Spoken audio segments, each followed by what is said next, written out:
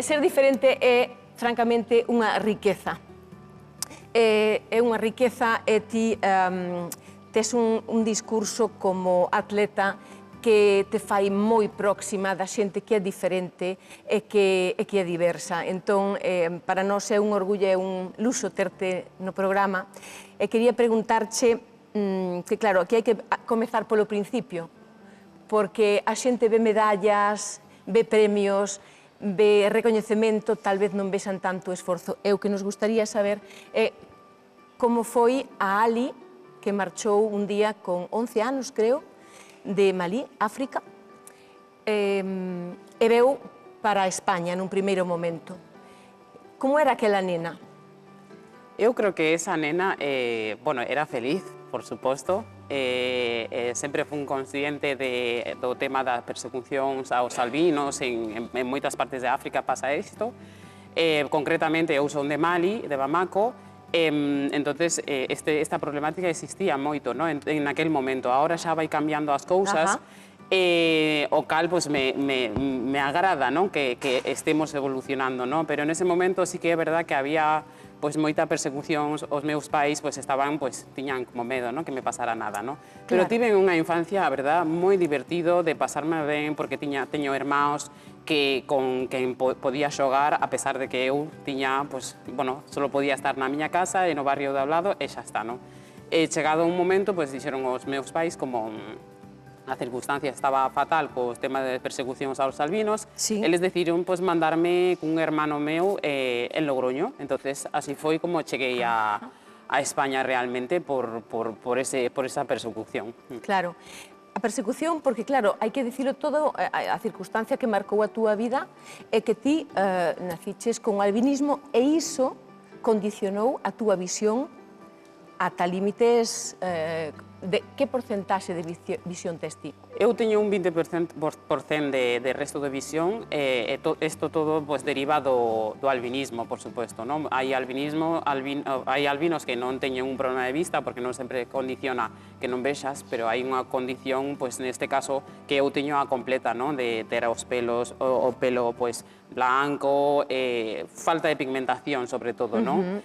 Entonces, pues así pues pude, pues por esta razón tuve que escapar un pouco de alí, pero teño entendido que a situación está cambiando moitísimo, eso agrádame, pero quero seguir falando dele para que a xente pues sexa consciente que as persoas que realmente fan isto tamén é por pura ignorancia, que as culturas ao final persisten porque non teñen acceso a estudo nin nada, entonces ao final o que un coñece é o que un coñece, non? Entonces tampouco podo pues, entrar nese tema, non? Pero sí que é verdad que é por descoñecemento, pero facer entender a xente que o diferente é bo e que naide merece ser asesinado por ser como é.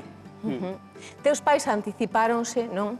E viron o perigo real. Ti eras unha rapaza feliz, unha nena feliz, entón estás transformando o relato en algo positivo, é evidente, verdade? Pero é certo que ese cambio, a mí gustaríame saber como viviches ese cambio cando ti chegas a España, non? E, finalmente, primeiro ese cambio, como foi? Bueno, é un cambio bastante evidente, é diferente, a cultura, sobre todo, é moi diferente. Digamos, España non ten nada que ver con Mali, ao final non sei, o ambiente é diferente, non? Pero ao final tocábame adaptarme, eu son unha persona de pouco cambio, pero nese momento foi un cambio que a mí me explicaron que era por ben, entonces adapteime ben, non? E tamén gustábame a idea de vir nun sitio onde me iba a encontrar con xente que era branca como a min, entonces como que sentía que non iba a estar en fora de lugar, non? Na miña casa eu era como un máis, pero fora non, era diferente e incluso pois a xente pois tiña medo, non? Pero a miña idea, pois dixen, bueno, como se vou vir a Occidente, pois vou estar con xente que é branca como a min, non? Entón foi unha motivación para min pues sentir isto, non?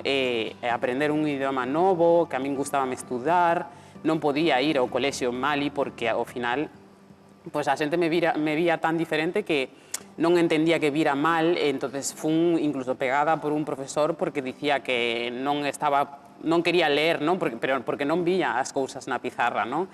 entonces obligoume, e o meu pai, pois, tive que sacarme do colexio, non? Entonces, eu todas esas cousas que non poiden facer aí, tiña a oportunidade de poder facelo cando viñen a España, entonces, ao final, foi unha motivación que tiña, non? E adapteime, pois, moi facilmente, non? Porque estaba facendo vida como calquera outra persoa, non? E eso foi unha motivación grande. Foi unha fascinación para ti poder estar entre xente branca como a ti, Claro. non? E ter a oportunidade de aprender tantas cousas. Así que tornaches o relato positivo. Pero Sí. o certo é que ti estiveches nun centro de acollida bastante tempo. Como foi a vida aí? Bueno, ca persoa ca que había venido a España, que Sí. é un hermanastro meu, non saía as cousas ben, non? Entón, estiven 3 anos nun centro de menores en Logroño e bueno, pois eu seguín pois, con esa parte positiva de, bueno, agora teño a oportunidade tamén de estar nun sitio mellor, porque na miña casa non estaba ben, bueno, pois seguir estudando, sempre tiven claro que sempre aprendendo, intentando portarme o mellor que podía nun centro de menores, pois que sempre me iba a favorecer máis a min que outra cousa, non? Entón, sempre tiven claro eso. E sempre estive motivada, non, para facer eso. Eso tamén abriume, pois, supoño, as portas, non, para que alguén acollera unha nena, porque é raro que acollan unha nena que está nun centro de menores xa con 13, 14 anos, é difícil, non? Pero no meu caso, pois, pasou, non? Increíble, increíble porque, claro, ti falas un galego perfecto, maravilloso. Intento falar, non me quedaba outro tamén, porque estudar gustábame, o galego é un idioma moi bonito e a min gustame aprender, e no instituto, pois, tiña que estudar a asignatura en galego, non é que non tivera opción, porque a min gustábame, pero nese momento tiña que estudar a asignatura en galego, entonces era mellor aprender, Claro. non? Co meu adestrador falo no meu día a día en galego e ca miña avoa pois tamén falo en galego, entonces intento... Pero claro, hai que explicar as cousas, porque Sí. claro, ti falas galego grazas a que ti, un bo día, con 13, 14 anos, non? Es adoptada por unha muller galega. Sí, por unha muller galega, por Lina. Lina. Sí.